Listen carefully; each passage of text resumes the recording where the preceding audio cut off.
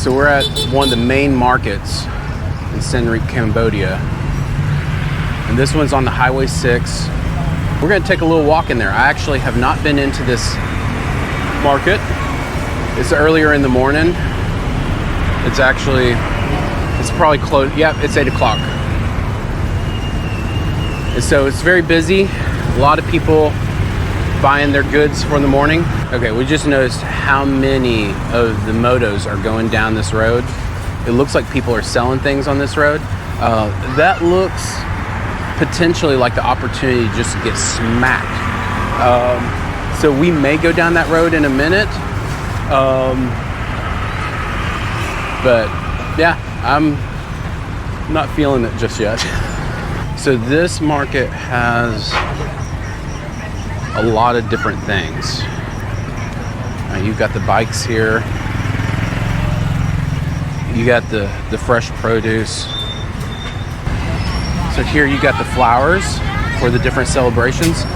I've been told that we're entering into the wedding season because the rainy season's over, so it's a lot easier to have outdoor events, which most weddings are.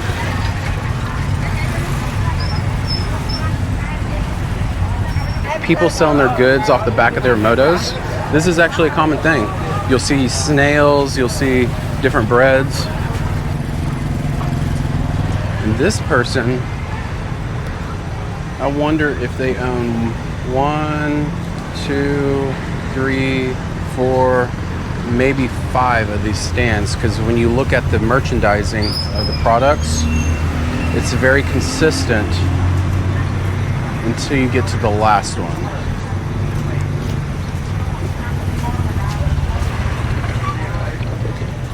You got a salon in there.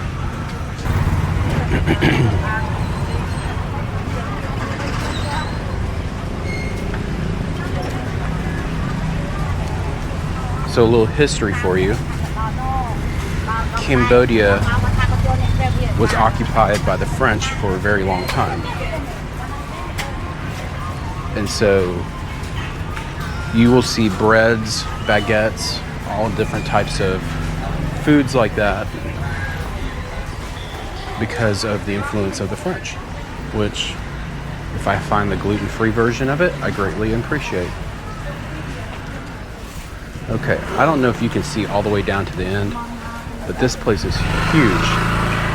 And we came in about halfway into it. We'll go down this road. Looks like you got body care stuff. So if you come into one of these markets, there might be a rhyme and reason to the way they put everybody. I know the food area is kind of in one area. They have, this area seems to be home goods and salon and stuff like that. So a lot of this stuff looks like the stuff that just kind of goes to die underneath your bathroom counter.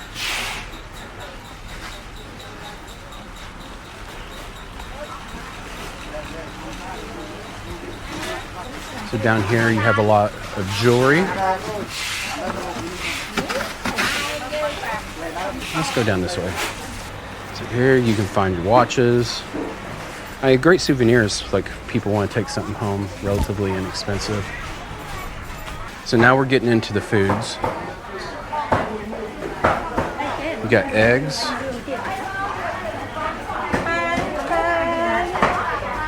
These are called Khmer cakes. They're actually really good. They're sticky rice and with a meat or bean inside of them.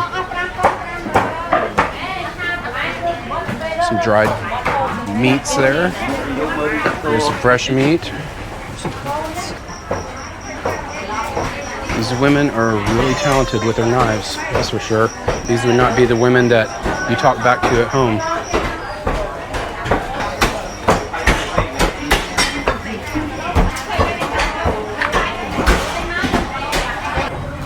So anybody who played the Little Piggies nursery game as a kid,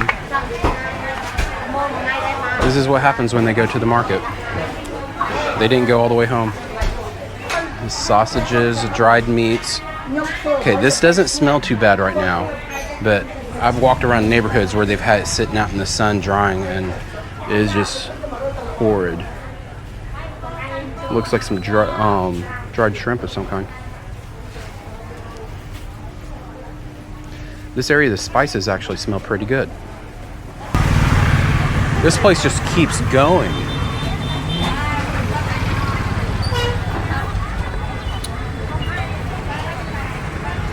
Looks like some baked sweets over there. If you're ever in a market like this anywhere around the world,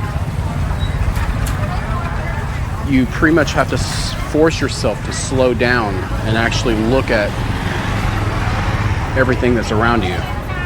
It's easy to be overwhelmed and you're just trying to make sense of it all. But there's so much in the details of what's around you. I think of 6 months living in Cambodia has definitely taught me how to look at where I'm at instead of trying to find the markings that I'm used to in the way things are done in America. Got some baked goods there.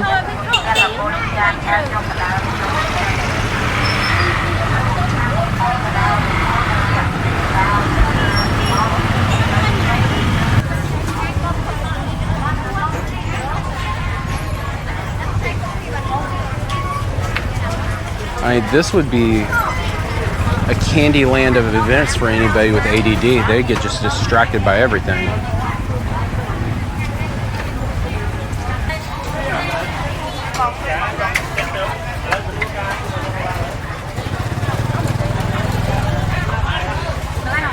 Okay, snakes are on the menu. I don't know what you do with them, but people eat them. So I intentionally chose not to drive. We got a tuk-tuk, mainly because I didn't know what I was getting myself into. I didn't know where I was going to park.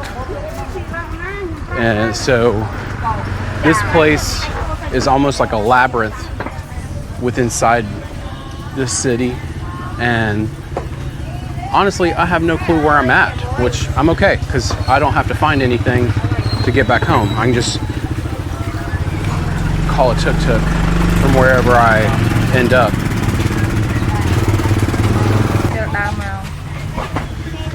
So this early in the morning you'll find the monks walking around asking for donations, and then they will chant over people. This is a common thing within the Buddhist culture.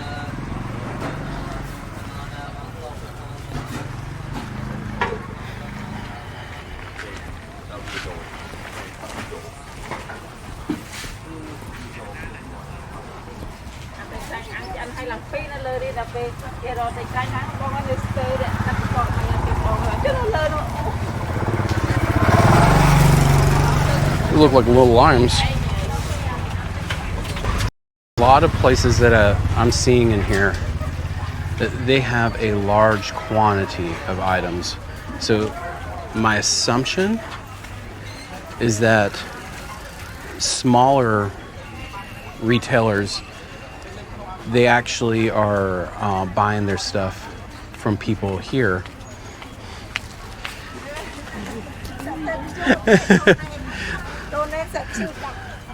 The little monk was waving hi.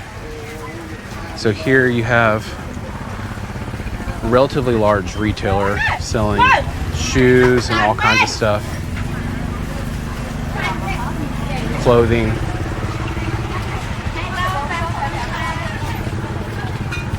And it just goes back there. And now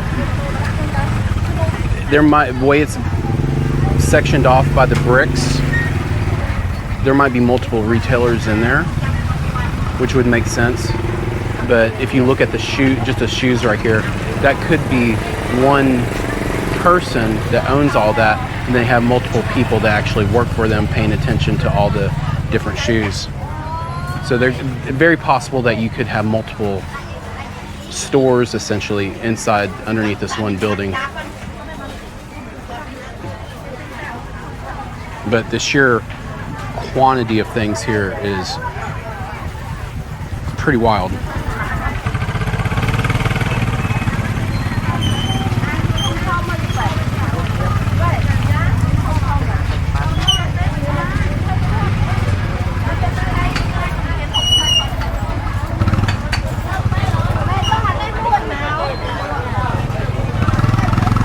All right, now we're going to go back into the belly of this beast market.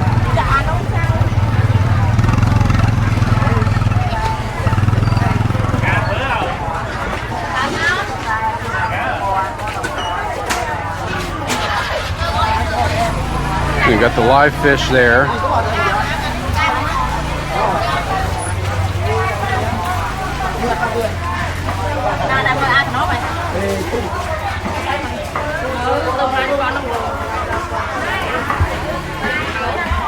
So with a lot of food here, especially in different countries, they use every part of the animal that is edible.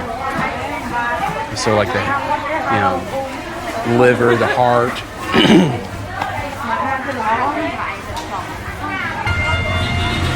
Got some really large Khmer cakes right there. I'm not used to seeing them that big. Some baby watermelons. Those look like water balloons.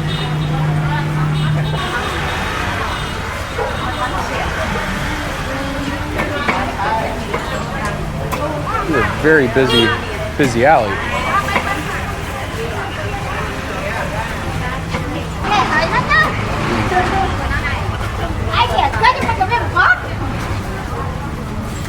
There's eggplant. That's awesome.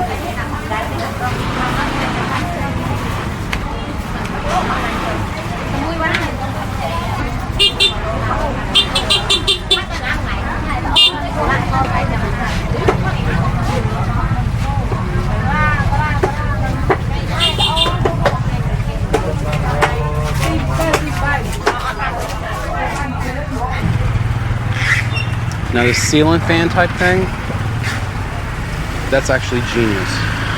That actually helps keep the flies away from the meat.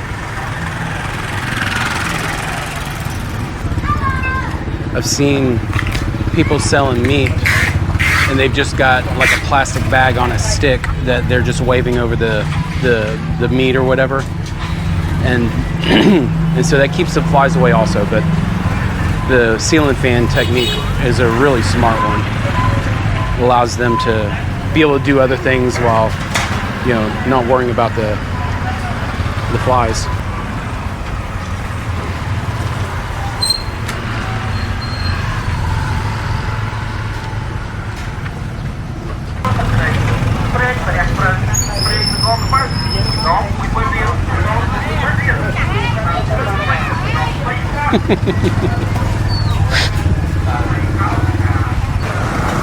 Wait, one of the funny things that I've seen in the middle of this chaos, there are people who recognize each other, and the ones on the motos will actually lean out a little bit and try to kind of tap the person walking. It's kind of funny. You can tell that it's in fun and games. They laugh and they joke with each other and stuff. All right, we're gonna tackle this little road.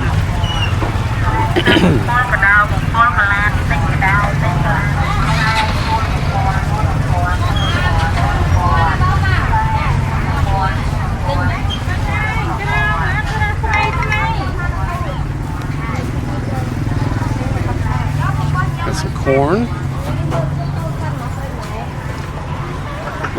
Oh, that's nice. That garlic's already been peeled. That's really nice. Those peppers are so large. Look how large those peppers are.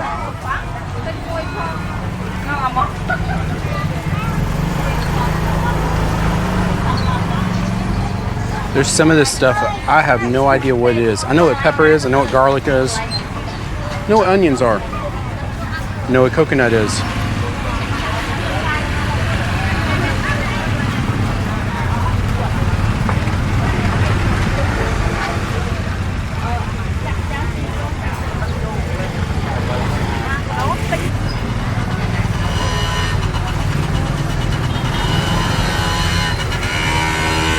Okay, that little moto's deceptive. It sounds like, you know, it sounds like a drone taking off. More clothing right next to me. So if you need some underwear or something and some meat, got it. Got some octopus, some shrimp, or I think they call them prawn here. Got some blood clams over there. Live prawns.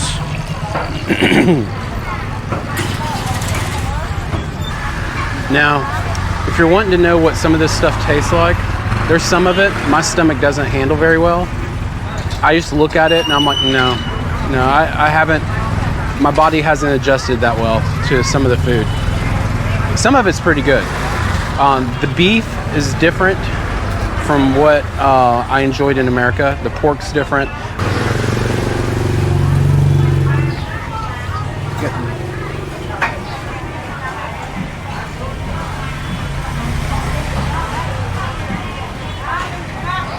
So at first I thought that was like an Indian spice, like a masala. I was gonna get excited, like curries and stuff like that. Yeah. Oh, those piggies went to market.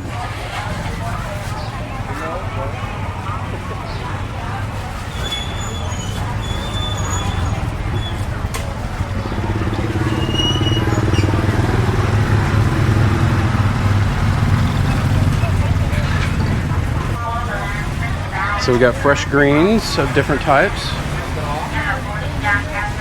of root.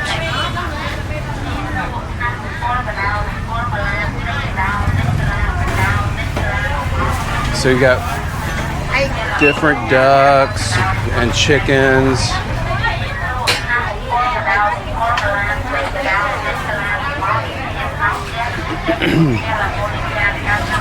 Wow, even more.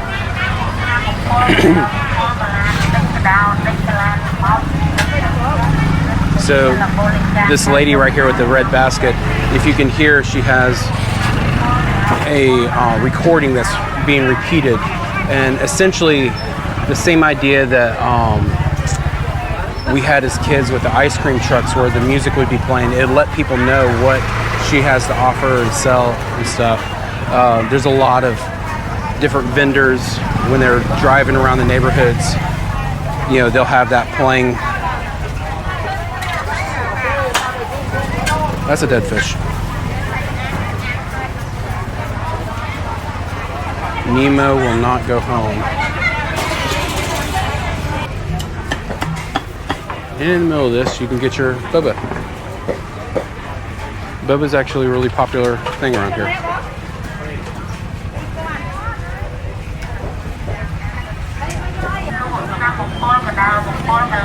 Dad taking the baby to market. We got some. It almost looks like cornbread.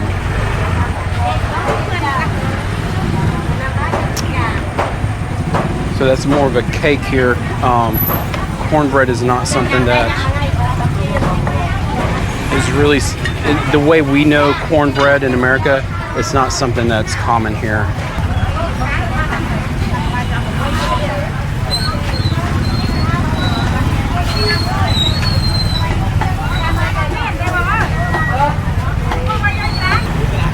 Okay, so that was us exploring, I believe, the largest market in Siem Reap. And I have to say, 6 months ago when we first moved here, everything being so new and so overwhelming, that market would I probably wouldn't have handled it well. I probably wouldn't have been able to walk through it so calmly, simply because everything felt so overwhelming when we first moved here.